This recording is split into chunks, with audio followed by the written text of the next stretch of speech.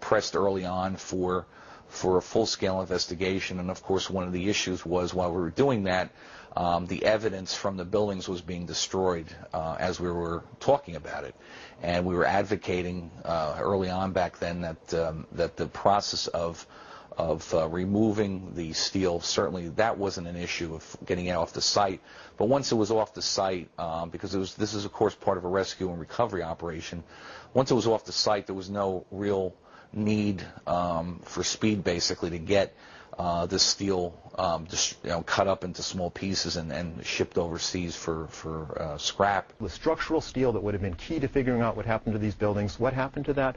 Well, New York City accepted a plan 11 days after the attack to immediately start recycling the steel.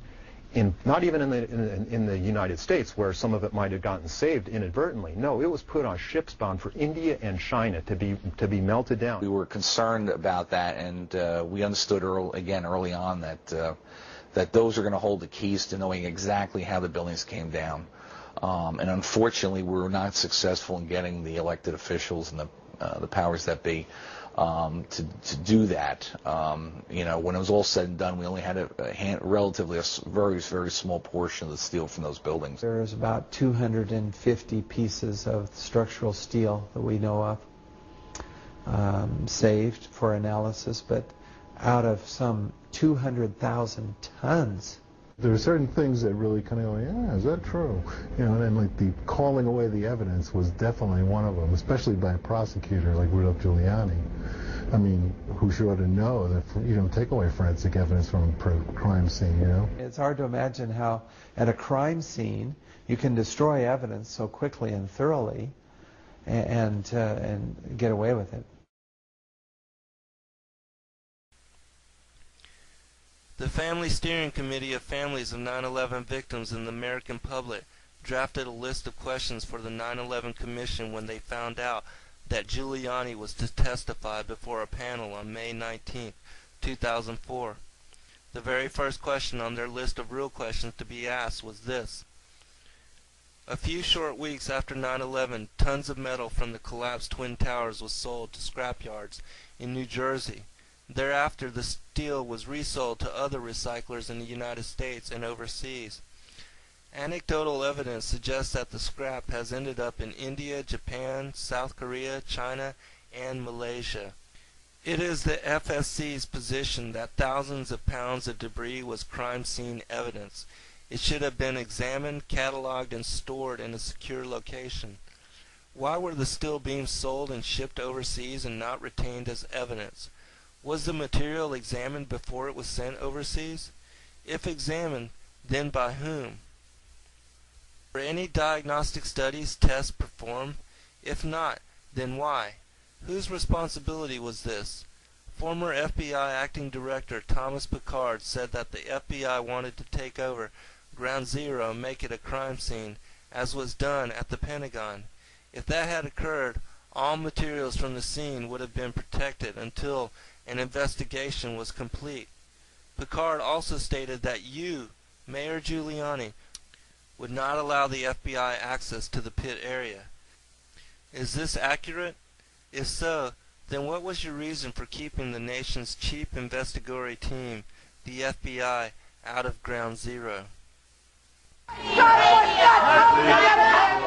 More than 2 years after the attacks, fury and frustration still seethe and erupt. Audience members, including family of 9/11 victims, accused the commission of lobbing softballs at former Mayor Rudy Giuliani and other witnesses. It's just unbelievable to me that we're not getting at the issues. This is our last opportunity to have people swear under oath what happened. The commission chair said many key questions had been asked, just not in public. Every one of these witnesses has testified at length in private. So if we didn't ask questions here, we probably have asked them already in private. Giuliani said he understood the demonstrators' emotions, but felt they should be channeled elsewhere. Our anger should clearly be directed, and the blame should clearly be directed at one source and one source alone: the terrorists who killed our loved ones. The former mayor testified that in the years before 9/11, the city had been warned repeatedly of a terrorist threat and had drilled and prepared for many scenarios, but not an aerial attack. Would he have taken different steps if he had been aware of the president's daily brief of August 6, 2001, which mentioned hijacking and New York City? If that information had been given to us or more warnings had been given in the summer of 2001, I can't honestly tell you we would have done anything differently. In hopes of applying the lessons of 9/11, the Commission has underscored several failures in New York City's response. The lack of a unified command, shortcomings in communications equipment, poor exchange of information among emergency responders, and 911 operators who did not get information to pass on to desperate callers inside the World Trade Center. Addressing some of those issues takes money, and the current mayor said the city is not getting enough.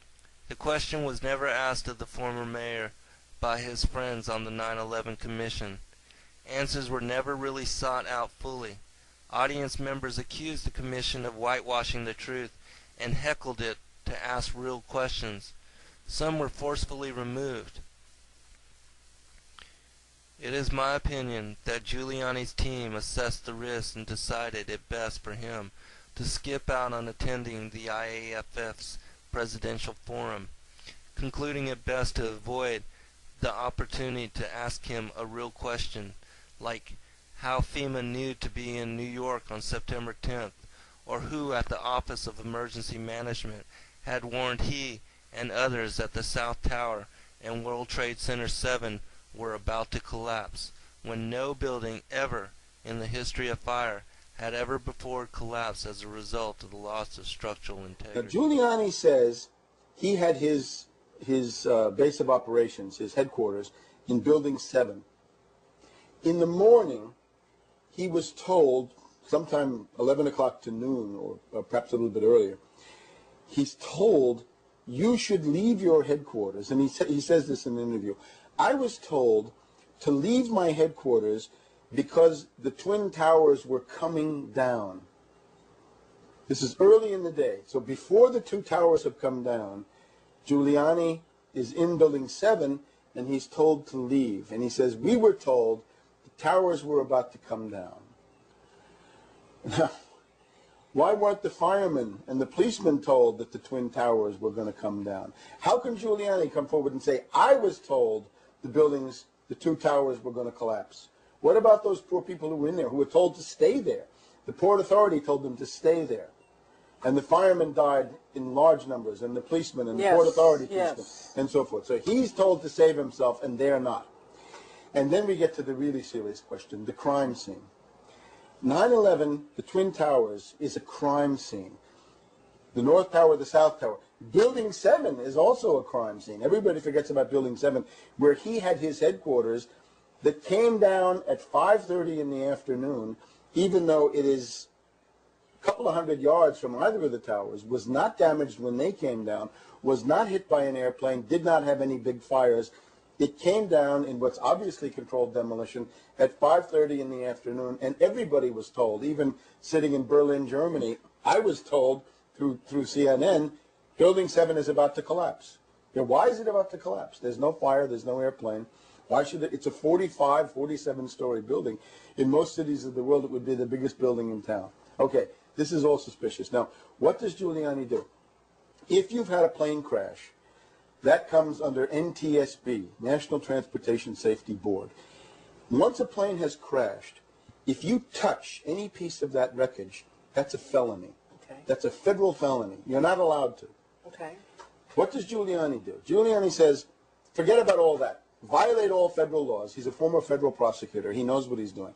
He says, violate the federal laws. To hell with the federal laws. We're going to grab all of the debris. We're going to ship it to Fresh Kills on Staten Island.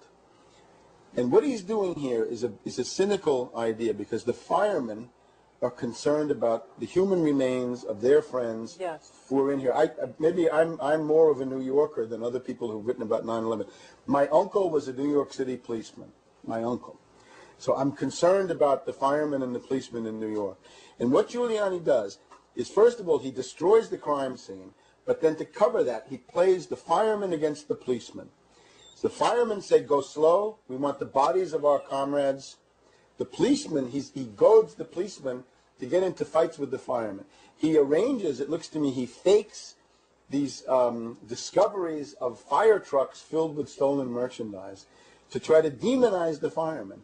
And then on, I guess it's October 31st or November 1st of 2001, he gets what he wants, which is the brawl, the riot, with the policemen and the firemen going at it. In other words, a brawl, a big punch-out between these two groups. And he is able to sit above this. So he is a cynical operative, evil to the core, knows exactly what he's doing. He is a figure of the invisible government. He is a September criminal. He should not be president of the United States. He ought to be in jail.